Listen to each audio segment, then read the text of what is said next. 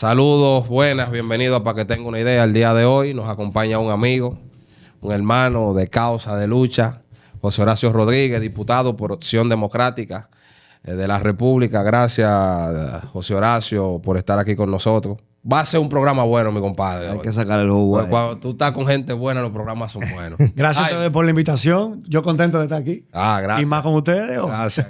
Jaime, ¿qué es lo que es? Todo bien, todo en orden. ¿Bajo control? Contento de tener a José Horacio aquí hoy. Qué bueno. José, ¿sabes que la gente siempre se ha especulado mucho sobre lo que tiene que ver con la dinámica de la Cámara de Diputados? Y te hemos visto durante estos 4 años desarrollar un ejercicio, como dicen popularmente, contracorriente. Contracorriente por lo que implica, por la dinámica que tú vienes haciendo de trabajo en cuanto a lo que tiene que ver con la rendición de cuentas y demás. ¿Qué ha significado para ti ese cambio de la calle a la Cámara de Diputados a desarrollar una labor legislativa? Cuéntanos. Bueno, evidentemente no es lo mismo. Como tú dices, yo vengo de la calle, de la lucha en la calle. Yo vengo antes de dar el paso hacia la política de manera formal, asumiendo muchas luchas que también eran luchas políticas, pero que se asocian más a causas específicas, como temas que tienen que ver con la defensa del medio ambiente, temas que tienen que ver con la lucha contra la corrupción o por la lucha a favor de derechos sociales, como una educación pública de calidad y universal.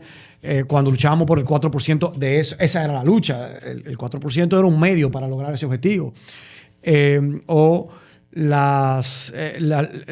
su momento, cuando se modificó también la Constitución, ahí echamos nos movilizamos, la juventud se movilizó por diferentes aspectos de la Constitución del 2010 que en algunos sentidos significaba una involución en materia de derechos. Y cuando llegamos a darnos cuenta, o cuando hubo la reforma fiscal del 2012 para poder pagar el déficit fiscal que dejó Leonel para poder garantizar el triunfo de Danilo. Recordemos que para que el PLD se quedara en el poder fue el mayor déficit fiscal de la historia. Y eso dijo, bueno, que para poder pagar el déficit hay que aumentar los impuestos. Y se aumentó el ITEVI del 16 a un 18 y otra serie de medidas que también llevaron que se movilizara la ciudadanía. En ese momento yo estaba fuera del país estudiando y yo fui y me movilicé. Llamé a todos los dominicanos que yo conocía en España para que fuéramos frente a la embajada a sumarnos a esa lucha de negro por una justicia fiscal real. Y cuando llegamos al entendimiento de que, ven acá, toda esa cosa por la que venimos movilizándonos depende de decisiones políticas que se toman, ¿verdad?, en los espacios de decisión política, dijimos, bueno, hay que dar un paso hacia la militancia política. Yo conocí a Jaime por ahí por el 2012 en un proyecto que se llamaba, Proyecto Zurdo. Y ahí era un grupo de jóvenes que para mí lo que más me gustó de esa experiencia fue poder conocer otros jóvenes que tenían la misma inquietud, que teníamos ese mismo interés y con quienes hemos venido coincidiendo en el camino. Y luego de eso yo di el paso hacia otro movimiento que se llamó en su momento Camina RD, hasta que llego a fundar Opción Democrática, que fue un proceso que inició en el año 2014, aunque en esta elección del 2024, 10 años después que vamos a aparecer por primera vez en la boleta electoral. Ahora participación. Pero fue un trabajo continuo de esos 10 años que nos llevaron a asumir esas causas, pero ya en el ámbito de la política y de la lucha. Más organizado. Ajá. En términos políticos. Y claro que es diferente, pero yo lo que siento es, como yo decía en ese spot que yo hice de campaña en el año 2020, yo decía, todas estas luchas las traigo conmigo y ha llegado el momento de llevarlas a donde se toman las decisiones. Y yo agarro simbólicamente ese árbol de Trinitaria que se pasaba a cada persona que había estado en cada una de esas luchas que hemos mencionado y digo, ahora vamos a llevar esto al Congreso, que es donde se toman las decisiones para sembrar la buena política. Y yo he podido decir, bueno, yo he asumido esas causas dentro del Congreso Nacional, pero en un ámbito en el que hay muchos intereses en conflicto. Lo difícil ahora, explícanos. Hay mucho interés en conflicto porque tú tienes gente que representa diferentes sectores de la sociedad, diferentes grupos de poder, o simplemente que lo que están es buscando quizá algún tipo de beneficio o interés particular. Hay de todo en el Congreso. No se puede quizá decir que el Congreso es uno. Es una diversidad y un conglomerado de intereses que convergen en ese espacio. Y bueno, yo creo que este ha sido un congreso productivo en el sentido que le ha dado al país leyes que estaban pendientes de hace mucho tiempo. Como yo puedo mencionar la ley de ordenamiento territorial y el uso de suelo, una ley que tenía más de 10 años en discusión y que finalmente se aprobó. La ley de regiones únicas de planificación es una ley que también estaba pendiente de aprobarse de hace más de una década y finalmente se aprobó. La ley de extinción de dominio, que yo sé que Jaime trabajó, aunque no es congresista, como si lo fuera, trabajó también en ese proyecto de ley y era una ley que estaba pendiente y se dio. La ley que prohíbe el matrimonio infantil, que es un tema que también estaba pendiente, que estaba en la discusión, en la agenda pública, y que hoy no fuera ley si yo quizá no hubiera sido diputado. Entonces, me siento muy orgulloso de que eso es un legado que nosotros dejamos. Y estoy hablando, ¿sabes?, de leyes que son del país, relevantes. Hay otras que siguen pendientes y seguirán pendientes. Es un trabajo continuo. Y nosotros estamos con el compromiso de seguir trabajando para que podamos seguir saliendo. Por ejemplo, pendiente está aprobar una ley de cambio climático, pendiente está aprobar el Código Penal, pendiente está de aprobarse la ley de referendo, que es una reserva que tiene la Constitución y que todavía no se ha aprobado, o la ley para regular el tema de los indultos. Que no sea una discrecionalidad y que sean elementos concretos para que haya algún nivel de regulación para que no haya una discrecionalidad tan amplia que permita que se cometan injusticias como en el pasado han ocurrido. Bueno, me parece bien, claro, el planteamiento de las leyes que han podido trabajar en ese transcurso, que han tenido más de 10 décadas, que han tenido una década completa y no se han podido trabajar y ahora se han hecho y todo eso. Se ve muy bonito y positivo. Pero háblanos de las leyes de las cuales se han aplicado también en este periodo, de las cuales te ha tocado, por ejemplo, decir no estoy de acuerdo con eso. Y tu posición de atención y demás. Y tu posición, además, en cuanto a eso, a lo que se aplica ahí y... dale con eso, adelante. Además de leyes. DNI, que es la del tema. Sí, pero vamos a comenzar por el principio. No solamente leyes, yo voy a comenzar por los contratos. Exacto. Porque el Congreso Los préstamos. tiene muchos contratos a los cuales yo desde el principio nos hemos opuesto. Por ejemplo, y me acuerdo que uno... Puedes mencionar 3, por ejemplo. Ajá, para mencionar 3. El primer contrato que yo me puse fue el de la contratación de vacunas de Pfizer cuando estábamos en la pandemia. Sí, el negocio. Óyeme. El negocio que había ahí. Cuando tú veías ese contrato que tú dices, ven acá, primero hay que pagarle por adelantado el costo de las vacunas. Y ellos no te garantizan ni fecha de entrega, cuándo te la van a entregar. Y después tú renuncias a cualquier recurso de reclamo si ellos no te cumplen. Sí, pero en principio la posición del gobierno era que no compraban las Pfizer porque no tenían las condiciones de tenerla en el país. Una semana después, si no me equivoco, compran las Taneca. Y después, la de AstraZeneca, sí. Entonces después vienen y traen las Pfizer. Y después al final... Con el proceso de negociación y la búsqueda que tuvieron entre todo el mundo ahí. Porque si usted me dijo a mí que usted no tenía la nevera para meter su helado, después usted no puede venir con ese helado en mi nevera. Ahí hubo un robo grande. Me pongan claro. La mayoría después fueron las Sinovac, que venían de China. Entonces, pero nosotros nos pusimos y dijimos, ven acá, pero ¿cómo es que nosotros vamos a hacer una inversión multimillonaria en dólares, pagándola por adelantado, sin garantizarnos fecha de entrega? Y si no nos la entregan, renunciamos a cualquier recurso de reclamo. También. Eso no son condiciones cuando hay otros proveedores como el de AstraZeneca, como el de Sinovac, que te está garantizando y con otras condiciones, no tan lesivas para el interés nacional. Nosotros no pusimos el contrato de la vacuna de Pfizer. Pero después vino un contrato, porque han pasado 4 años, señores, como que nada.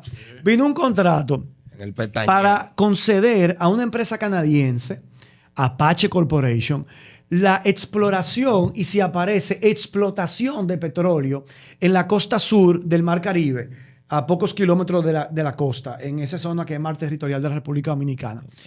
Y primero, las condiciones eran sumamente desventajosas para el país, porque al final, si aparecía petróleo, básicamente lo que la empresa tendría que pagar después que recuperara su inversión es simplemente los impuestos que pagan toda la empresa de sus ganancias al Estado, y no había una parte en el contrato, como se negoció en esas condiciones, una participación del Estado como propietario de esos recursos naturales. No había un retorno real. Y además, sin contar en cuenta que una empresa, el daño que para los ecosistemas marinos, para un país que vive del turismo, provoca Pesca esa forma de exploración, exploración. La misma exploración ya provoca un impacto. Claro. Por los altos niveles del sonido que provoca, mueren muchísimas especies.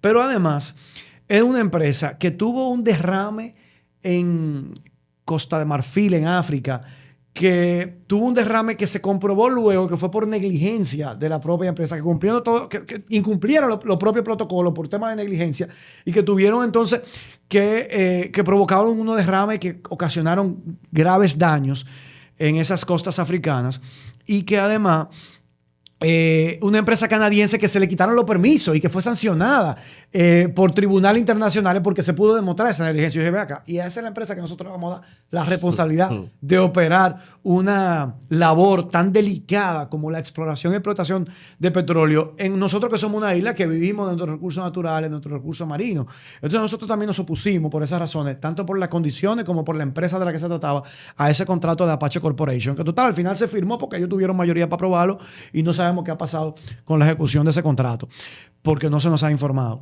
Y también el último contrato fue el de Aerodón, porque ustedes me dijeron 3 contratos. Ustedes me dieron mi discurso diciendo... No, tú puedes emplear, pero tú sabes. Puedes poner un número 4. Sobre todo la forma atropellante, porque más allá incluso de las condiciones que podemos estar a favor o en contra, ese informe favorable se aprobó y se subió a la página y se puso a disposición de los diputados. Era como un lunes, un martes en la noche, casi a las 8 de la noche. Y al día siguiente, a las 11 de la mañana, ya estábamos teniendo que decidir en esa sesión Voten, si honorables. estábamos de acuerdo. Voten. Oye. Pero el contrato tiene cerca de 80 páginas, pero más de 700 páginas de anexos. ¿Cómo? Y el reglamento de la Cámara dice que los diputados tenemos derecho a recibir por lo menos un día laborable antes la información necesaria para el debate, y ni siquiera se cumplió un día, apenas medio día, ni siquiera. Entonces no se cumplió con el plazo reglamentario para nosotros poder estar hábiles para debatir el tema. Le llevan al matadero. pues. Bueno, pues se hizo una chicana legislativa con una votación que requiere una mayoría calificada y se hizo simple para poder entonces conocerlo ese mismo día. Y ahí que yo troné y dije, así no hay condiciones para de manera edificada nosotros poder hacer un trabajo de decir si estamos de acuerdo con esto o no, porque lo que yo revisé, incluso me encontré yo con un anexo en inglés, que ni siquiera, diría yo, No tradujeron. yo me atrevo a decir que ni siquiera el presidente de la Cámara sabía que había un anexo en inglés. Porque cuando yo lo dije... Qué bueno que tú me dices eso. Si era verdad, Es verdad. que había un... Yo sentí eso. Yo como que, mira, acá, y eso que está... Yo no oí lo que estaba diciendo, pero yo veía la seña. Me daba a entender. El que señero. hasta le agarró por sorpresa, digo yo, hasta el propio presidente de la Cámara, de que ahí había un anexo en inglés, porque incluso violando el propio texto del contrato, que dice que el idioma del contrato en español y que todos los anexos forman parte integral del contrato. Entonces, Hay que traducir todo. fue una de las cosas que identificamos y que levantamos nuestra voz. Porque mucho se habla de que, tú quieres ser diputado, ¿cuál es tu propuesta? Bueno, pero ¿cuál es el trabajo que tú vas a hacer para asegurarte que todos esos contratos que por ahí pasan, te vas a embrujar con ellos y en cada uno defender el interés nacional? Claro.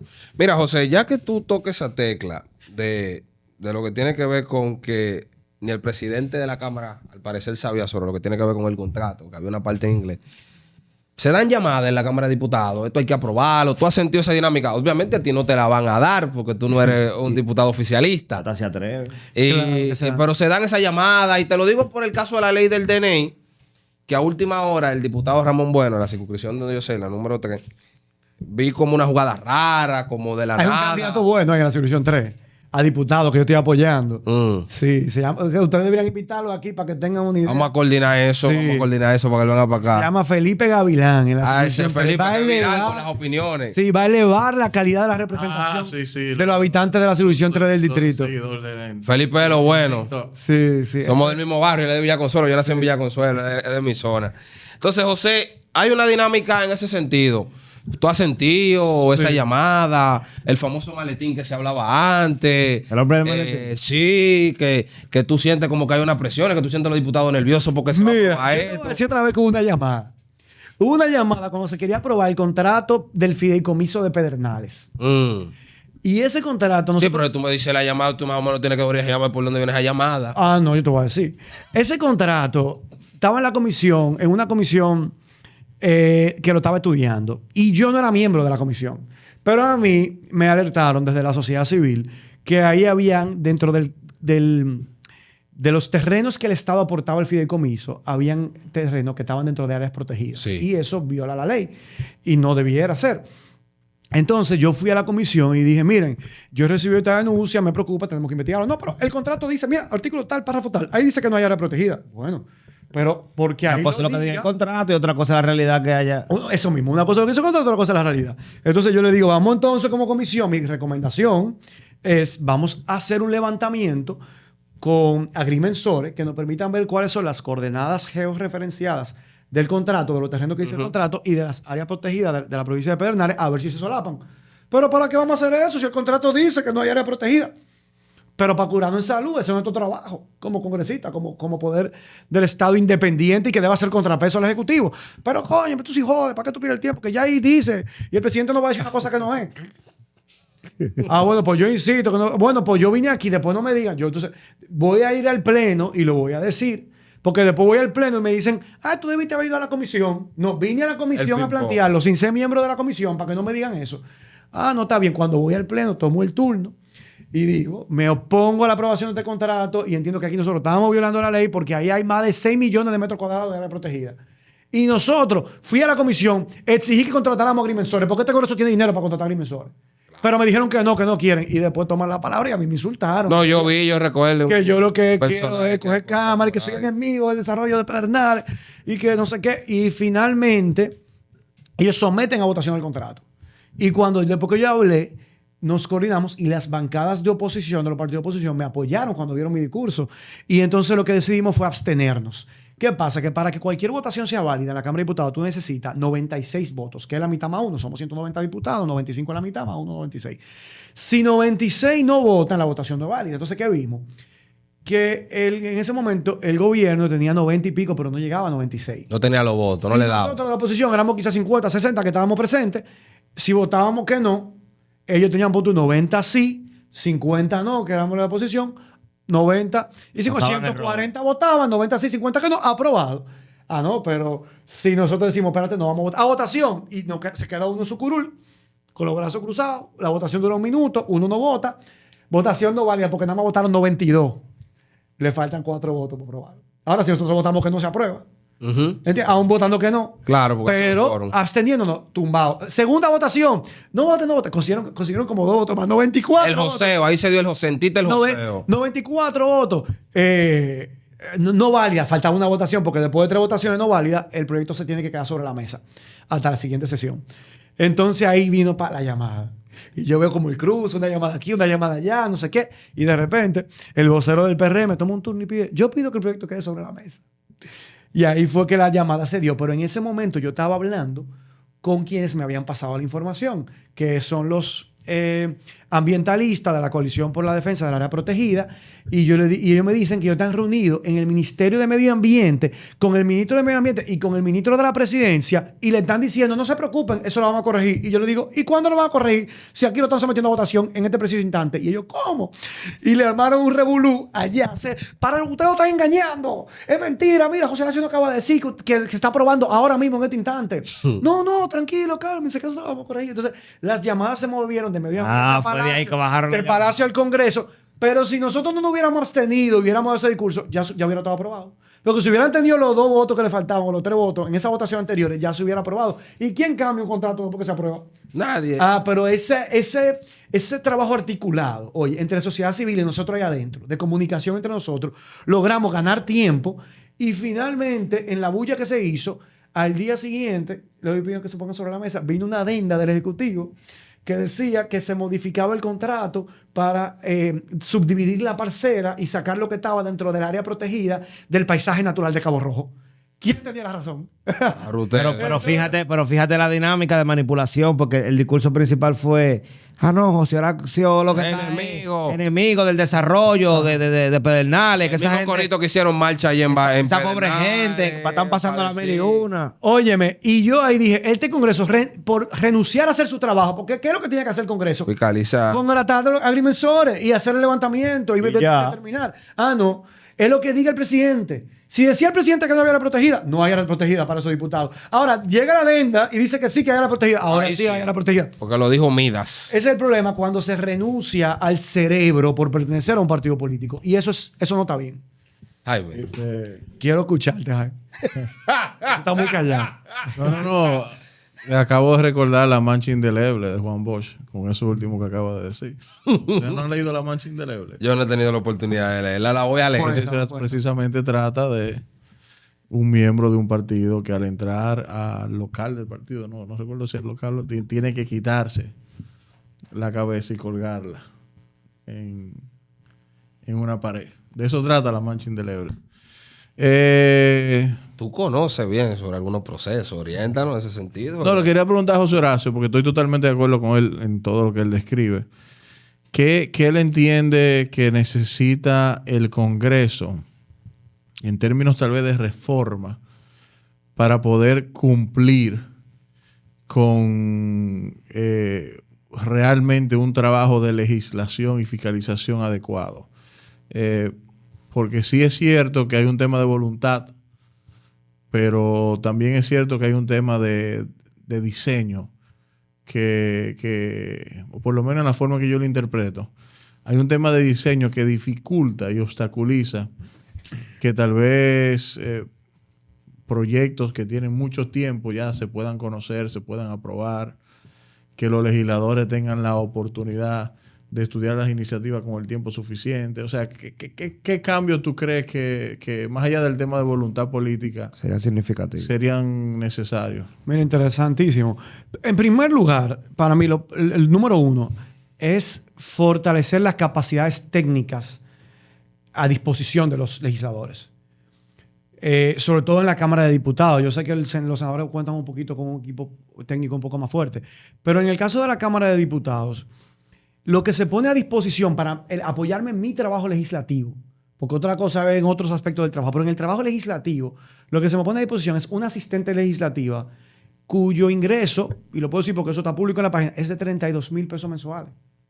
Para la carga y lo que le exige a uno ese trabajo y la sociedad, es un trabajo que uno solo no lo puede hacer porque son demasiadas leyes, demasiados proyectos, demasiados vericuetos y con un nivel técnico que uno debería tener el presupuesto para poder contratar profesionales con un nivel de maestría o hasta doctorado en Derecho Constitucional, que yo le pueda pasar una ley, dime si eso colide con la Constitución.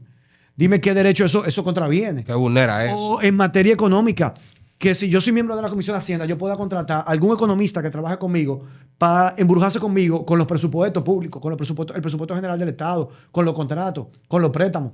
Eso. ¿Entiendes? Porque tú no puedes pensar que el legislador que gana la elección es experto a nivel técnico en cada uno de esos temas. No, se vuelve un Tiene que tener tolólogo. un acompañamiento. La gente Y entiende que sí. existe. No lo tenemos. Pero Te la, digo, pero la una- gente, es importante que se diga porque la gente entiende que sí.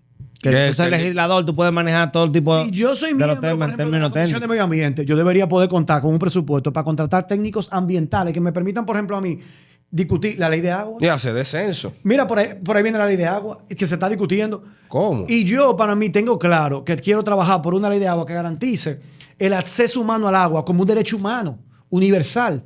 Pero si tú no tienes las capacidades técnicas, te lo cuelan de una manera que tú ni cuenta te das.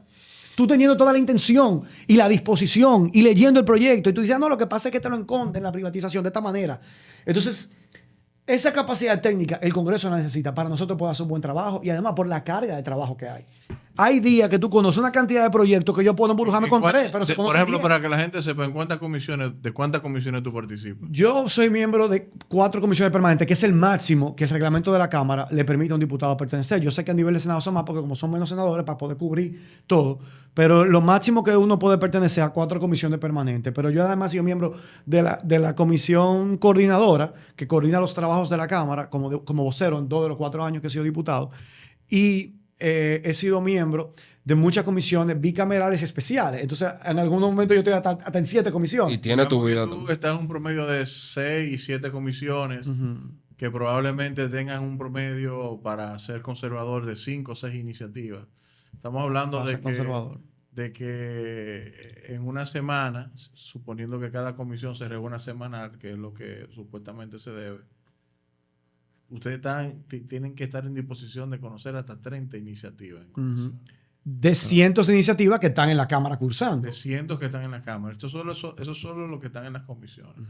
Qué bueno que la gente conozca también, Sí. digamos, esa parte. Por lo que te decía, yo particularmente considero que en el Congreso hay un problema serio de organización, de funciones, de diseño. Tal vez no tan serio que el tema de la voluntad política y del otro que habías comentado, pero sí.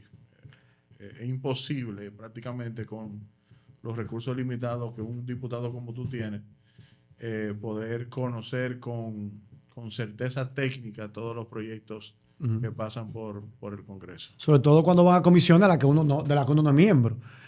Y para también continuar tu pregunta, Jaime, a nivel de los temas ya...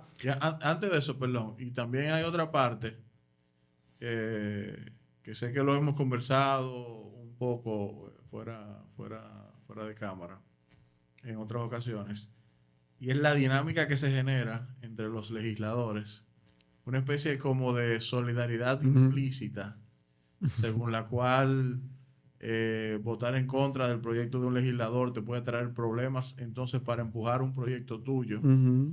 Así mismo. Legislar, decía Pablo Iglesias, ¿verdad?, que hacer política es navegar contradicciones. La gente lo ve un poco fácil desde fuera.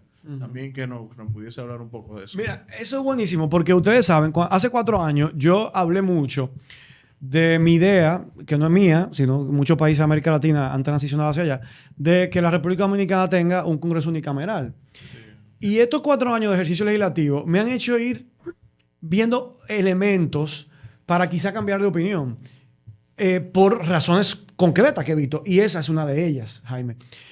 Yo he visto cómo un diputado se puede volver enemigo tuyo si tú no apoyas su proyecto o votas en contra de su proyecto de ley. Entonces, normalmente lo que hay es, no, si tú no estás de acuerdo, mejor abstente, porque tú no te puedes tirar a ese diputado en contra.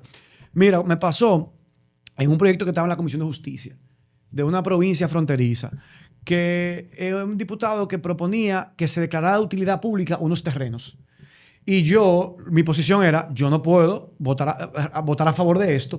Al menos nosotros deberíamos hacer un descenso, a ver quiénes son que viven ahí, quiénes son los propietarios de ese terreno, cuál es la realidad. ¿Qué tú vas a afectar? Porque decir que sí a ciegas, eso yo no estaría haciendo bien mi trabajo. No es tu responsabilidad. Mira, se enojó conmigo de una manera que ese hombre estaba quillado, que cómo es posible, que no sé qué. Y tú decías, pero óyeme, yo simplemente estoy pidiendo hacer mi trabajo. Yo no puedo votar que sí porque yo no sé qué terrenos son, quiénes viven ahí, quiénes son los propietarios de ese terreno. Eso sería tomar una decisión a ciegas. Y es un enemigo que después, cuando tú tienes un proyecto que tú quieres que pase, te lo va a boicotear. Sin importar los beneficios del proyecto que tú plantees. Exacto. ¿Por qué no? Porque tú... Entonces, pero es un ejemplo concreto que me pasó a mí. Pero sí hay como un sentido como de solidaridad. Ahí se crea muchísimo por leyes, tribunales de primera instancia, juzgados de paz, en lugares donde no se necesita, pero nadie se atreve a decirle a ese diputado que no, porque ese es su pueblo, y él le propone a su pueblo que se cree un juzgado de paz, aunque no sea necesario, porque hay uno a 10 kilómetros que nada más atiende 30 casos al año.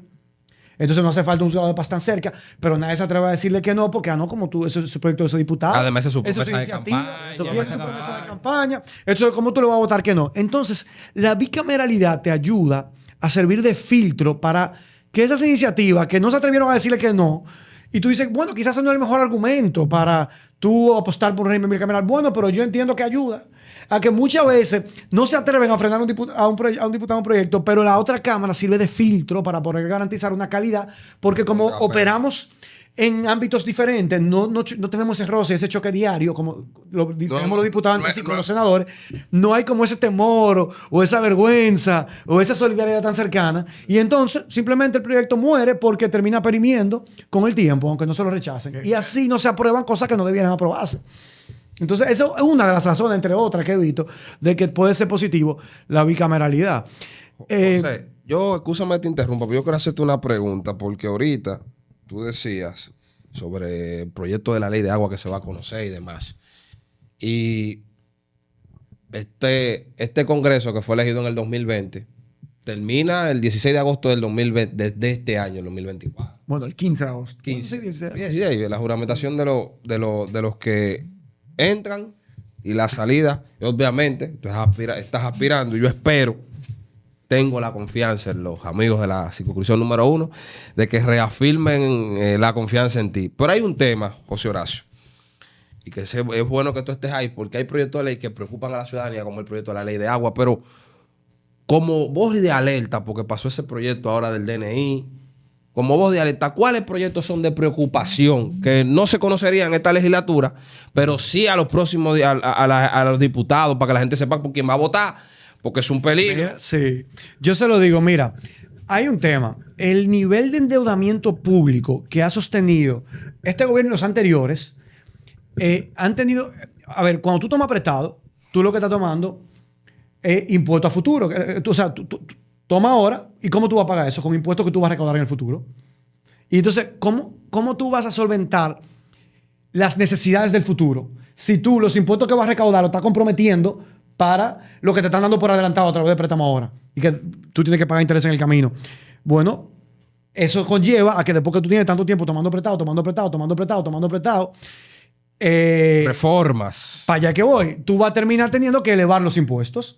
¿Por qué? Porque para tú poder compensar y pagar todo lo que tú has venido asumiendo, más los gastos que son gastos del pasado, pero los gastos del presente, o sea, tú terminas teniendo que subir los impuestos.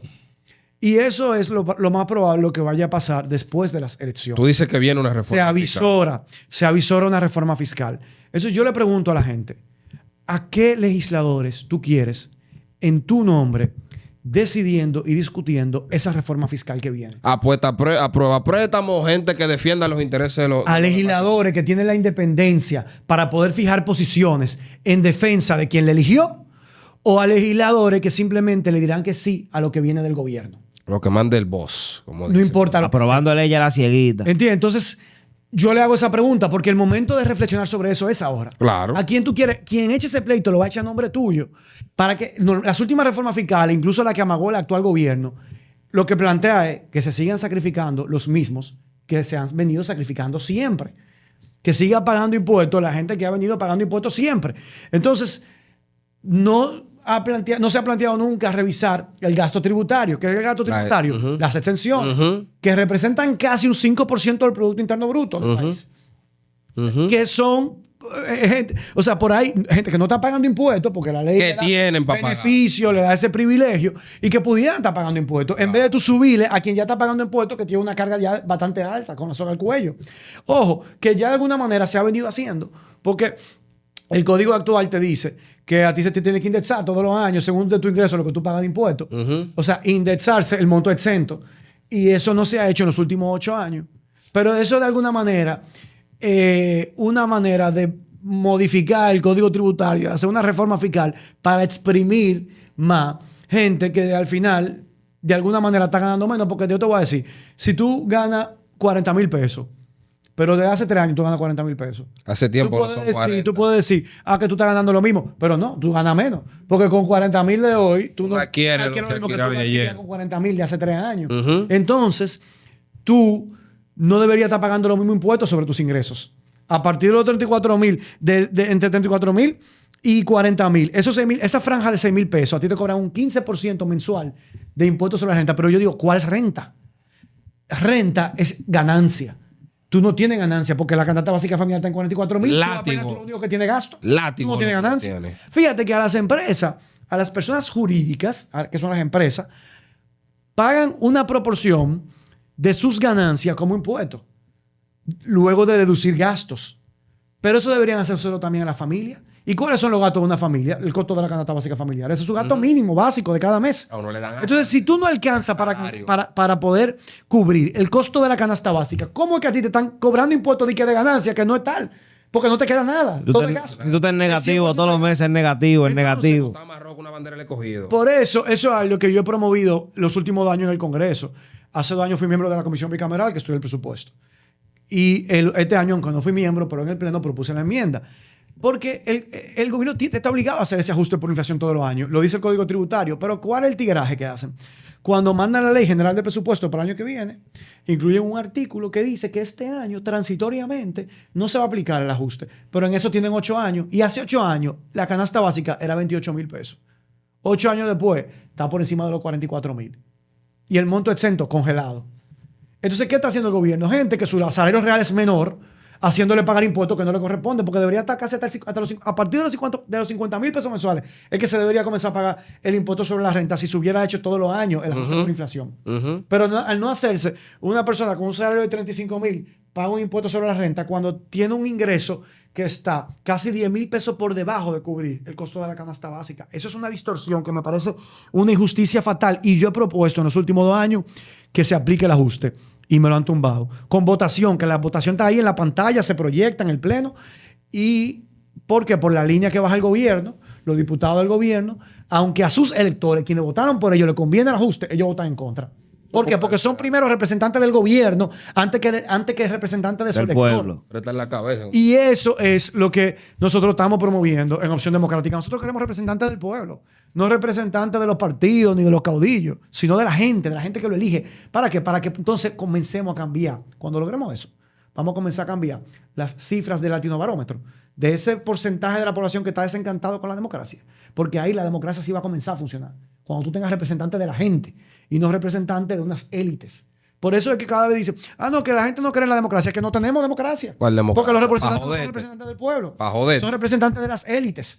Y ese es el problema. Tenemos que luchar por más y mejor democracia. Pero ya andan unos José tipos que son Horacio, peligrosos. ahora que tú mencionas eso y hablas sobre la importancia de que lleguen personas que se enmarquen dentro de lo que se ha llamado la buena política. Me gusta el eslogan. Recientemente ha sido cuestionada la política de alianzas de Opción Democrática. ¿Cuál es tu opinión al respecto? Bueno, yo creo que... Cuestionada por algunos. Debería ser esa acotación, ¿verdad? Lo que no le favorece. A ver, como partido político vamos por primera vez a las elecciones ahora.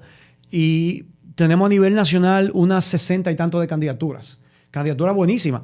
Pero en el país se van a elegir más de 4.000 posiciones en las elecciones que vienen.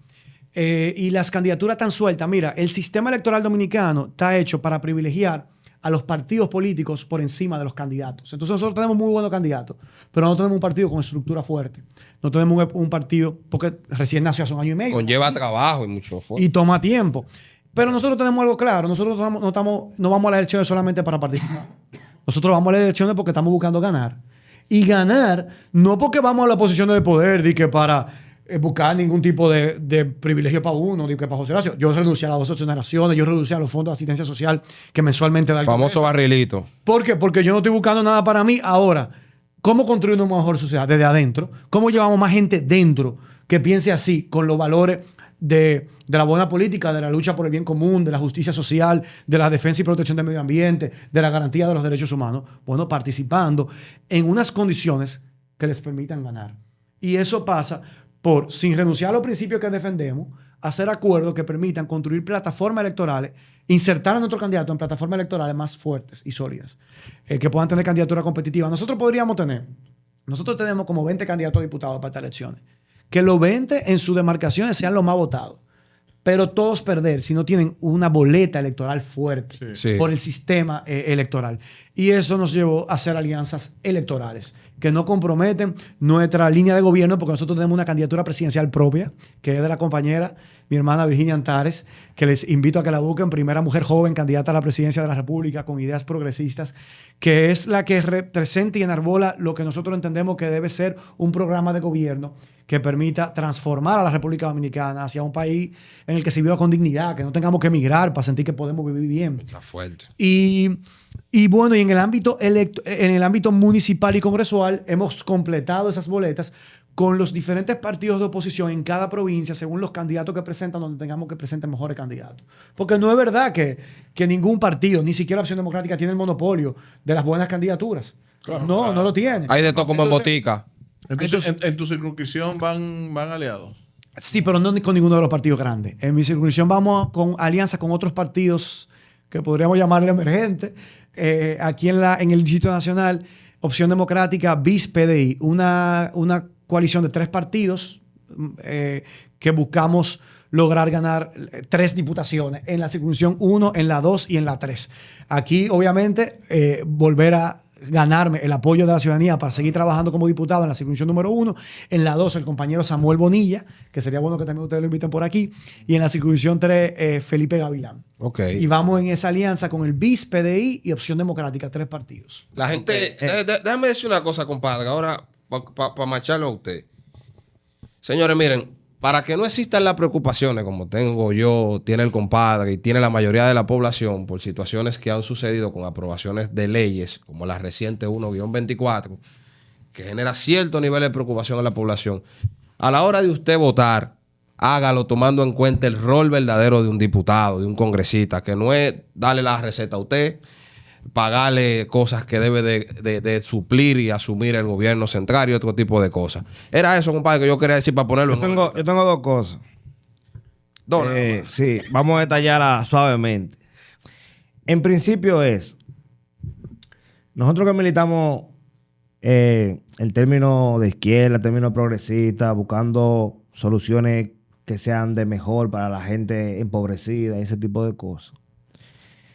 Yo te quiero hacer una pregunta muy puntual y es que ¿qué tiempo básicamente le tomó a ustedes valorar ese tipo de alianza que hicieron? Y si la política que se está haciendo en Opción Democrática va dirigida a una masa empobrecida básicamente, porque es la gente la que más está sufriendo en este país, y la política que ustedes intentan trazar va a favor de ese tipo de personas. Entonces, a ustedes como que no le fue muy cuesta arriba tener que pactar con un partido donde hay gente que ha acabado con este país, donde hay gente que ha empobrecido más a ese tipo de personas, y que a ustedes lo puedan cualquierizar y que todos los partidos básicamente alternativos de este país, todas las organizaciones alternativas han estado pactando con partidos que lo único que les interesa es hundirnos cada vez más.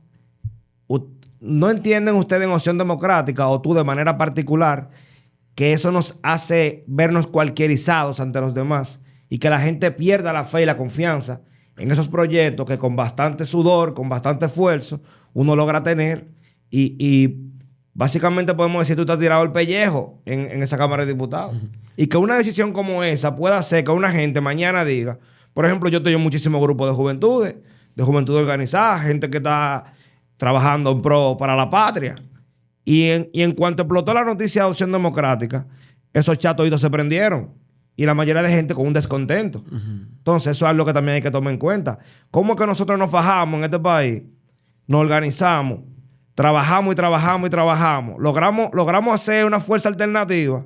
Después pactamos con los partidos de derecha y la gente queda. ¿Y qué es lo que está pasando aquí? Oye, lo que yo creo, que lo importante no es más que con quién tú llegas a un acuerdo, es qué tú acuerdas y para qué tú acuerdas. Si el acuerdo es buscando, vamos a repartirnos el pastel, mira, que nos echen al zafacón. Ahora, si el acuerdo es buscando, vamos a llevar a los espacios de toma de decisión, a los mejores ciudadanos, a los mejores representantes que defiendan las mejores causas, pues ese acuerdo es bueno.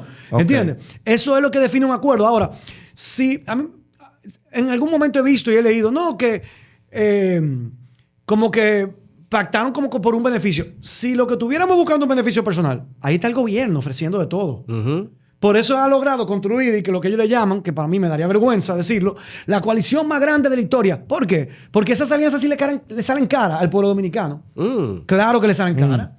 ¿O tú crees que es de gratis que esos partidos pactan con el gobierno? A cada uno hay que buscarle un puesto en el Estado, una institución, para poder nombrar a su gente. No, compañero. Pero como un botín, como sanguijuela. Exacto, pero entonces, te voy a plantear algo, José Horacio. Excusa que te interrumpa. Ahora, nosotros no hemos pactado para ir al gobierno con ningún partido. Nosotros esperamos formar gobierno nosotros. Okay. Ahora, nosotros hemos pactado para tener un Congreso más plural en demarcaciones, en provincias y circunscripciones, con los diferentes partidos de oposición. No tenemos preferencia con ninguno. ¿Para qué? Para tener un Congreso más democrático. Porque ahora mismo quien tiene el presupuesto de 8,000 millones de pesos nada más en publicidad y propaganda, sin contar todo lo que administra las instituciones públicas, los empleados públicos y demás, para poder imponer a sus candidatos, es el gobierno. Y al país le saldría muy caro tener un Congreso controlado por el gobierno de nuevo, como lo tiene ahora, que no se lo ganó en las urnas, que lo ha ido comprando en el camino, porque tienen por lo menos 10 o 12 diputados más que han llevado de la oposición al gobierno, y no es de gratis que se lo llevan. Pero y eso para mí también lacera la calidad de la democracia, porque la gente los votó para jugar un rol que no es el que ellos están jugando. No es el rol de ir a decirle que sí a todo lo que dice, a todo lo que manda el gobierno. Hace un rol de contrapeso. ¿Entiendes? Entonces, yo al final, ¿qué estamos pensando? Yo creo que nosotros pactamos lo que más le conviene al país. Uno, pactos que le permiten a los candidatos buenos que nosotros llevamos mayores posibilidades de competir y de ganar y de entrar. Y van a hacer el trabajo que ustedes me han visto a mí haciendo. Y dos, en los demás lugares, garantizar más equilibrio.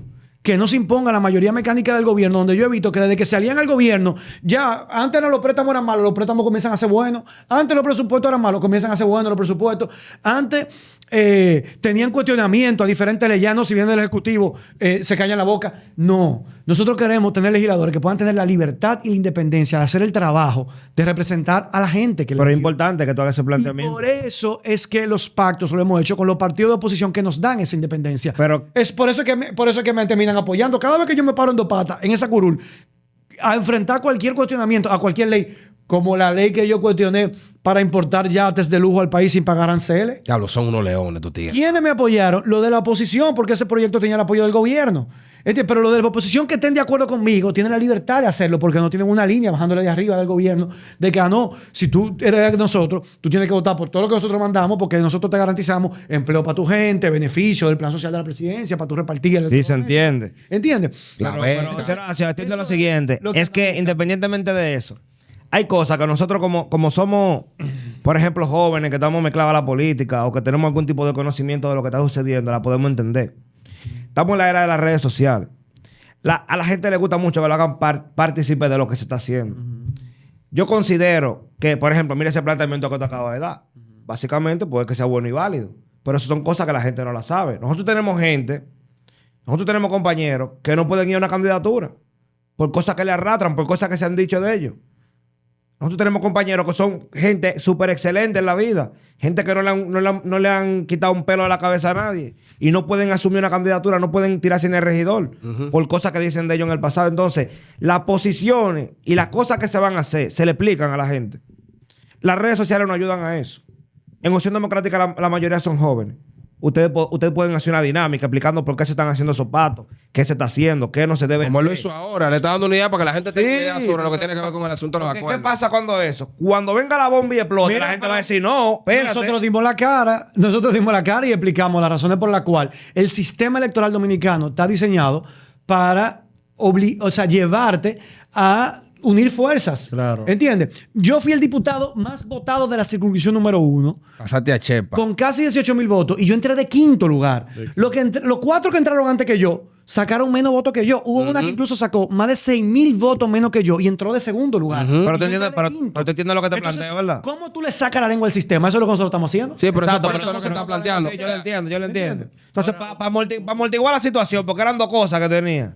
Déjalo porque... Vamos a amortiguarla, ya, para bajarle más al sistema, ¿verdad? Dale. Hablemos de la ley del DNI.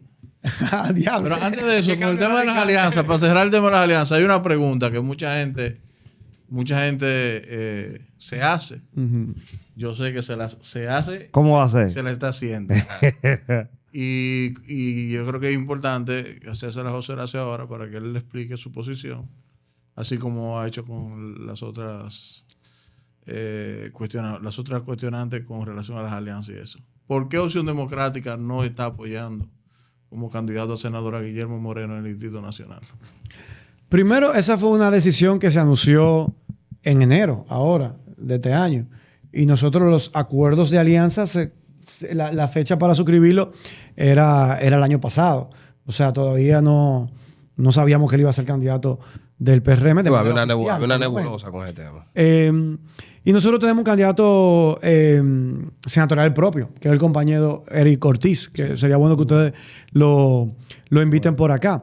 Pero Alianza País decidió ser un aliado al gobierno y apoyar la candidatura presidencial de Luis Abinader. Nosotros como partido decidimos que nosotros el rol que entendemos que le servimos mejor al país y a la ciudadanía como un partido político desde la acera opositora, haciendo contrapeso y equilibrio. La oposición necesita actores con credibilidad moral. Es necesario, de verdad, en este momento. Porque, bueno, después de haber agotado tantos años en el ejercicio del poder, a veces tratan de criticar cosas que, bueno, tú no tienes calidad moral porque tal vez tú también lo hacías. No, nosotros somos un actor fresco de la oposición que no puede, a quien no se le puede acusar porque no hemos sido gobierno de nada de lo negativo del pasado. Y yo creo que nosotros le servimos mejor al país de la oposición. Al ellos decidir jugar un rol de aliado al oficialismo, eso de alguna manera distanció la posibilidad de que nosotros pudiéramos llegar a acuerdos electorales. Ahora bien, yo creo que ellos tienen en algunos lugares muy buenos candidatos. Y pienso, por ejemplo, en La Romana. Ahí lleva un candidato a alcalde, una candidata a regidora que a mí me encantaría ver ganar. Trinango más. ¿Cómo? Trinango más. No, Natasha Mercedes. Y Carlos, ahora no me acuerdo el apellido de Carlos. En Moca lleva un candidato a regidor. En candidato, Gabriel Rivas. Gabriel Rivas. Tavera, Francisco Tavares. Tavares. O sea, ellos llevan muy buenos candidatos y ojalá, es como yo decía, ningún partido aquí puede decir que tiene el monopolio de las buenas candidaturas. Hay de todo como Las música. la pueden haber en los diferentes partidos políticos. Ahora, ¿cuál es el rol que pueden jugar? A mí me gusta poder tener la independencia frente al gobierno, sobre todo cuando tú eres legislador, de poder, cuando veo algo mal hecho, poderlo denunciar y no decir, ay, cónchale, esto no me gusta, pero no lo puedo decir porque entonces me enfrento al gobierno del cual soy aliado. Y eso para mí vale mucho y tiene mucho peso. Yo quiero, para cerrar ya, José, para que vayamos cerrando, porque yo creo que la gente ha tenido una idea. No, espérate, mi compadre. Porque Es un preámbulo. Es para quiliársela como en el voleibol. El compadre te hizo la pregunta a ti sobre la ley del DNI. Pero nosotros tenemos la obligación por el tema del tapete y la gente la preocupación. Por lo menos de tocarla. Vi que ayer el presidente dijo que él no sabía. Después que vi una noticia de Diario Libre que decía que había sido el ejecutivo que la habían mandado. O sea, ahora todo el mundo está haciendo el loco. Bueno, el presidente de la República promulgó esa ley. Sí, obviamente. Y usted no puede promulgar una ley sin leerla.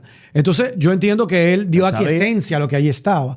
Y ese proyecto, quien lo introdujo, él es una propuesta del diputado Julito Fulcar, que es De la gente el de ellos. vocero del Partido Revolucionario Moderno. Ok. La comisión que rindió informe está presidida por el diputado Ramón Bueno, que es uno de los diputados más veteranos del PRM, el segundo después de Pacheco, porque es el diputado del PRM que más años De tiene. los caciques, la circunscripción número 3. Tiene desde el 98 siendo diputado del PRM, el más antiguo de la bancada, después de Pacheco, es Ramón Bueno. Y quien lo coloca en agenda para que se conozca 27, 29 de diciembre, el presidente de la Cámara de Diputados, Alfredo Pacheco, del PRM, donde someten una enmienda que no estaba en el informe que consensuó la comisión, que no se leyó en voz en el Pleno, sino ya segundos antes de someterse a votación, sin contrastarse con el texto original, donde se ve que se eliminó la exigencia o el requisito de que para poder el DNI requerir información a los particulares se requiere autorización de un juez o de un tribunal. O sea, yo creo que evidentemente, fue un error de los partidos de oposición que muchos votaron a favor de esa pieza. A mí me sorprendió. Yo decidí, espérate, esto es un tema demasiado delicado, necesita continuarse estudiando. Yo mismo no he terminado de a profundidad revisarlo, por lo tanto yo no voy a votar por esto. Pero la verdad que la forma en que se manejó era como queriendo pasar gato entre macutos. Y entonces a mí me da risa cómo ahora quieren echarle la culpa de la ley a la oposición cuando quien tuvo la mayoría de votos, quien propuso el proyecto, quien lo promulgó y lo sometió a votación, fue el oficialismo, fue el PRM. Nosotros publicamos Entonces, la votación. porque esos partidos de oposición en verdad fallaron en hacer su trabajo de avisor, de darse cuenta de lo que ahí había. No quiere decir que ellos tienen la culpa, porque ellos no tuvieron la mayoría de votos, ni fue que armaron todo el muñeco, ¿entiendes? Entonces, pero sí, yo pienso que este es un ejemplo que nos dice de que necesitamos un Congreso de mejor calidad. De decir, no, espérate, si yo no estoy preparado para votar, dame más tiempo. ¿Entiendes? Y uno tiene como exigir más tiempo. Uno puede pedir que vuelva a comisión, uno puede pedir que se respeten los plazos, o si no, abstenerte de votar, que uno de los mecanismos a veces, como yo expliqué con el caso al principio de esta conversación, con el caso de Pedernales, que logramos evitar que se apruebe absteniéndonos y así evitando que se reúna el quórum necesario para que la votación sea válida. Nada, señores, agradecido José por tan importante programa y edificante. Que la gente muchas veces te ocurra sobre las situaciones que pasan en la Cámara de Se Diputados. aclararon un par de cosas. Sí, usted batió el tema y José pudo dar respuesta contundente sobre de manera particular. ¿Algún mensaje que tú quieras enviarle a la gente que nos ven y nos escuchan para que tengan una idea más o menos clara Bueno, de quién es José? yo creo que quien me ha dado seguimiento puede decir, yo he hecho mi trabajo, he hecho mi tarea y la quiero seguir haciendo. Por eso estoy ahora mismo en las calles de la Circunscripción 1 del Distrito Nacional todos los días, hablando con la gente, presentándole lo que he hecho y lo que pienso seguir haciendo para seguir representando con altura, con dignidad, como esta circunscripción se lo merece. Un diputado a tiempo completo, haciendo bien el trabajo. Y lo quiero seguir haciendo y estoy pidiéndole ese apoyo. Por eso les pido que voten en la casilla 29 por José Horacio en la circunscripción número 1 a diputado, pero también por los buenos candidatos que llevamos en las demás demarcaciones, que sería un lujo para el país contar con ellos. Y eso fortalece la calidad de la democracia. Así que les invito tanto en el nivel municipal como en el nivel congresual y presidencial a conocer nuestras candidaturas. Y a continuar con la buena política. Así es. Muchas gracias, San querido, para que tengan una idea. Bye bye.